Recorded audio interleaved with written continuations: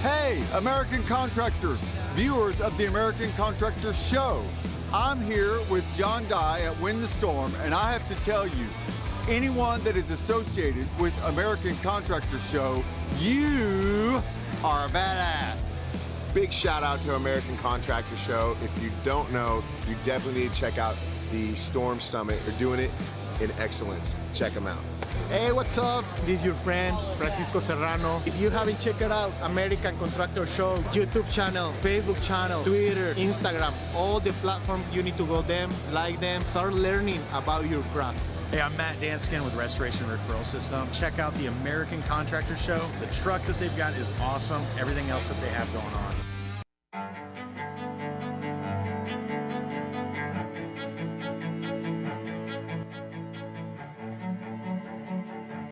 This is Larry Bache with the Merlin Law Group, helping policyholders for more than 30 years. If you have a claim or your client has a claim that needs help, please feel free to call the Merlin Law Group because we are the true policyholder advocate.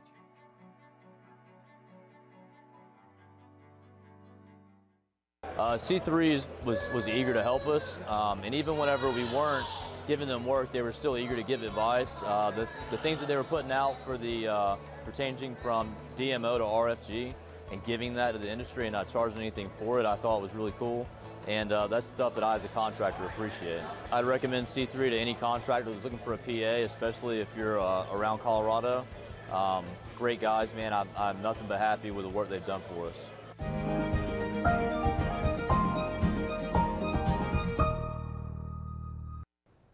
What's up, everybody? Welcome back. I'm meteorologist Andrea Myers. Got cut off there for a second. I think our MAX system is still on that Christmas vacation, so hopefully we'll get you guys your hail forecast for today. Big thanks to our sponsors C3 Group, Merlin Law Group, and American Contractor for helping to make these shows possible.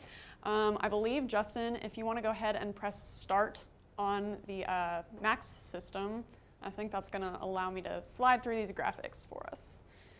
See the big green start button on the MAX computer? Can you just hit that? Okay, sweet.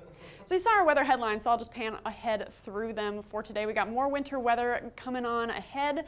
Blustery conditions for the north and west, but I'm sure what a lot of you guys are tuning in for is going to be the active pattern that we are heading into.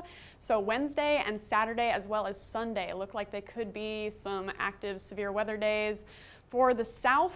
So we're going to take a look at where and when that is all going to play out. But first, we're getting into our upcoming events and what we're looking at today, which is that super strong winter weather that's moving through the north. So for our first upcoming event, and our only one for right now, it's the end of the year deal that we're having. So this is going to be a tax saving type of deal we're doing. So you guys can save up to 45% by working some of that, again, tax stuff. And we're offering 10% off too. So you guys can save a little bit of money if you sign up for our services by the end of the year. That's ending December 31st. And Justin's going to be up here tomorrow to tell you guys a little bit more about that. But go ahead and call in, sign up, and we will get you guys going with some deals for the end of the year. Now for our current conditions, we're looking pretty cloudy across most of the country, especially across the Rockies here, and then we've got a ton of snow that's just dumping across California. No stranger to that. For now, you guys have had a ton of that going on for the past few days. Then just cloud cover across the Central Plains and the Ohio Valley. So for our western snowfall, you can see all of that happening right now, right in here, all of that white coming off of these mountains here. Just again, dumping snow through that area, and that's going to continue all the way through Utah and Colorado. We've got blizzard warnings, avalanche warnings, severe weather or winter weather advisories. So lots going on for winter weather there, and then the same deal is happening up through the north central plains as well as up into the upper Midwest. Got plenty of snow that's going to move through, particularly blowing snow. So not going to have crazy high snow accumulations, but we could have a blizzard that's going to move through this area into today and tomorrow. So we'll take a look at that into our active weather advisories that we're going to look at here in a second.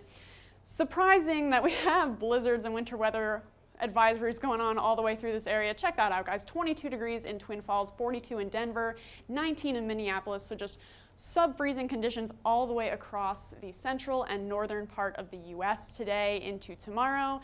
And with any precipitation that falls through that area, we're going to get some snow out of that for you guys. Then once we move down into the southeast here, we got 80 degrees in Houston, so quite a temperature gradient there. 67 in Atlanta. So pleasant through the southeast, blustery winter conditions through the north. So here's what that looks like on our watches and warnings here. So again, just avalanche warnings, winter weather advisories, blizzard warnings coming all the way through the western part of the U.S. And then up north, we've got wind chill advisories in effect, blizzard warnings once again. We could get down to 45 below zero in some areas from that wind chill, and then blowing snow once you get into the eastern part of North Dakota as well as the northern part of Wisconsin and Minnesota. So let's take a look here at our snowfall possible into today through tomorrow. So here we are by the end of Tuesday into the beginning part of Wednesday. We had all of that snow that's going to continue moving through today into tomorrow. And so we could get up to 6 to 8 inches of snow through the International Falls area here.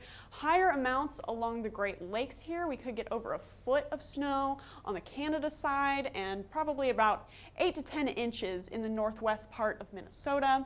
And then again, this is all going to be blizzard conditions through the eastern part of North Dakota as we get up to 4 inches of snowfall, but that's going to be blowing, so that's going to make visibility really hard as we move through today and tomorrow. So if you guys have any travel through that area along the 29 corridor or along the 94 corridor, just make sure you're aware that there are blizzard conditions that are expected to pass through into tomorrow. Then moving into our wind chill for the next couple of days through this area.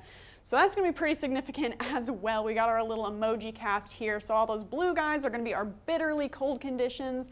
Very cold when he's got this little wincing face here. So Aberdeen, Bismarck, Fargo by Monday evening. So today, by the time you're getting off of work, going to be very cold conditions. Again, frostbite can occur very quickly with this wind chill that's going to happen. So we just want to be aware of that as we're outside. Again, down to 45 degrees below zero through this Glasgow all the way into Minot area.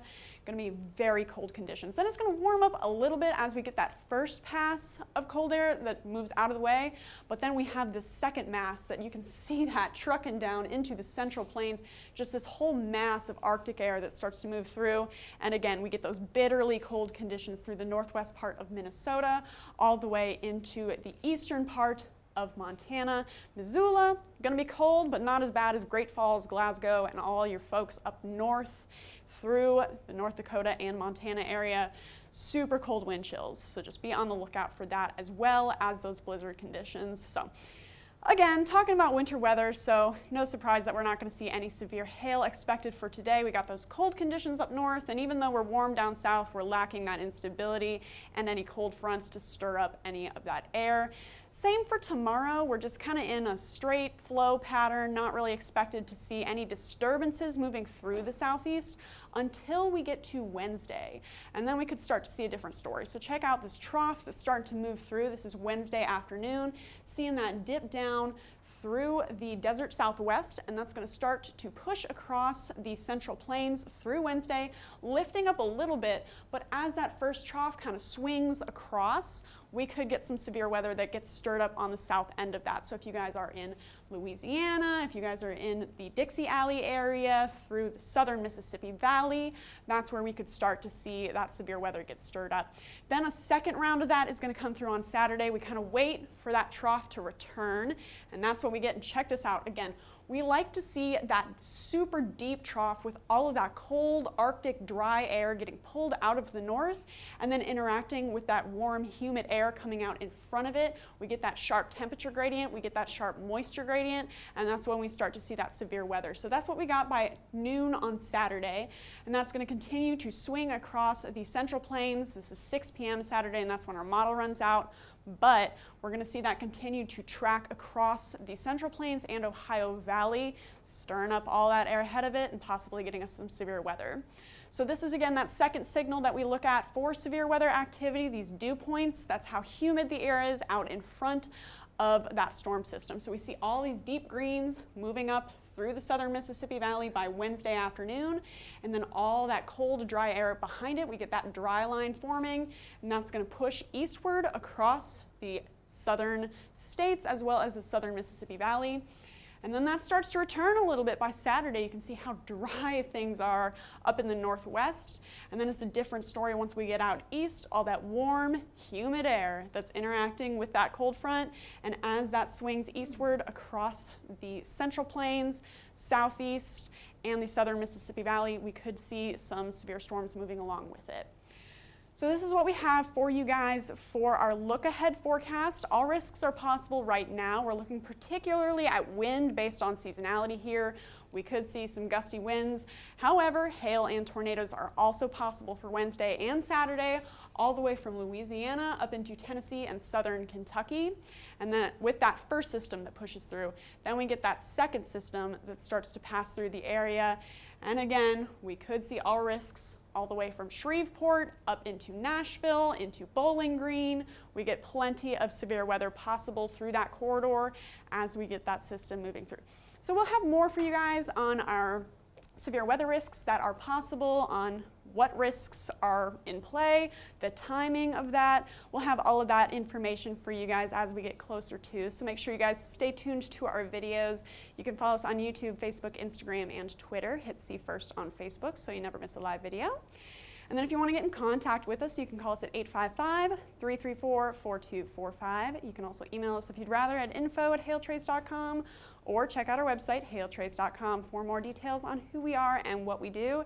And again, make sure to stay tuned to our videos for more on the active weather pattern that we are heading into, as well as learning how to get those end of the year savings with Justin tomorrow. We're looking forward to that. And for now, I'm meteorologist Andrew Myers. Thanks for watching. You got